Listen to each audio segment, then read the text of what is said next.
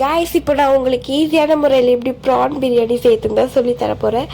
அதுக்கு முதல்ல குண்டான காய வச்சுக்கணும். காய வச்சுட்டு அதில் எண்ணெய், பட்டை, லவங்கம், அப்புறம் அந்த பூ அதெல்லாம் போட்டுட்டு நல்லா அது வச்சுட்ட பேருக்கு வெங்காயம் போட்டு நல்லா வதக்கி அது கலர் மாற வரையும் வதக்கி அதில் ஜிஞ்சர் கார்லிக் பேஸ்ட் ஒரு 3 டேபிள் ஸ்பூன் போட்டுட்டு அதில் தக்காளி ஒரு 4 பச்சை மிளகா தேவையான அளவு போட்டுட்டு அது நல்லா தொக்கா வர கண்டிஷனில் புதினா கொஞ்சம், கொத்தமல்லி கொஞ்சம், அப்புறம் நம்ம அலசி வச்ச ப்ரான் அது எல்லாத்தையும் போட்டு நல்லா ஒரு மிக்ஸ் பண்ணணும்.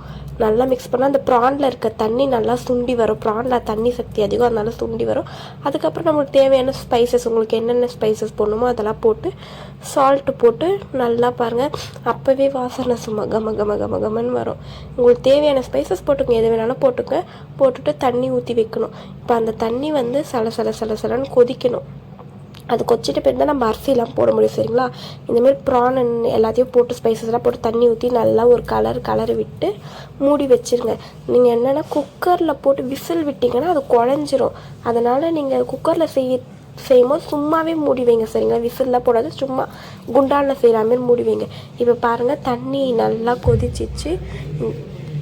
இப்போ வந்து நம்ம அரிசியை போட்டுக்கலாம். பாருங்கள், அரிசி எடுத்து போட்டு இப்போ என்ன பண்ணணும், நார்மலாக அது கொஞ்சம் வேகணும், அரிசி வேகணும். வெந்துட்ட பேருக்கு என்ன பண்ணோன்னா அவள்தான், நீங்கள் அது மேலே கொஞ்சம் நீங்கள் புதினா கொத்தமல்லி போடுங்க, இன்னும் நல்லாயிருக்கும். சரிங்களா?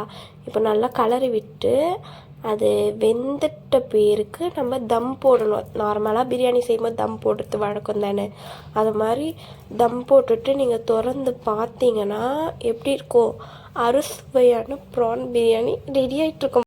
நார்மலாக நீங்கள் குக்கரில் செய்யும் போது விசில் போடுவீங்கன்னா அது குழஞ்சிரும்.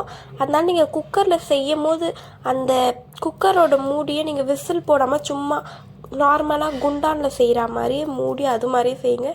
பக்காவாக வரும், குழையாமல் நல்லா உதிரியாக. லாஸ்ட்டாக சாப்பாடு மேலே கொஞ்சம் அதிகமாக நெய், எனக்கு வந்து நான் அவ்வளோ நெய் சாப்பிட மாட்டேன், அதனால் கம்மியாக நான் ஊற்றிக்கிறேன். உங்களுக்கு தேவையானாலும் நீங்கள் அதிகமாக ஊற்றுனா கூட செம்ம டேஸ்ட்டாக இருக்கும். சரிங்களா? ட்ரை பண்ணி பாருங்கள் கைஸ்.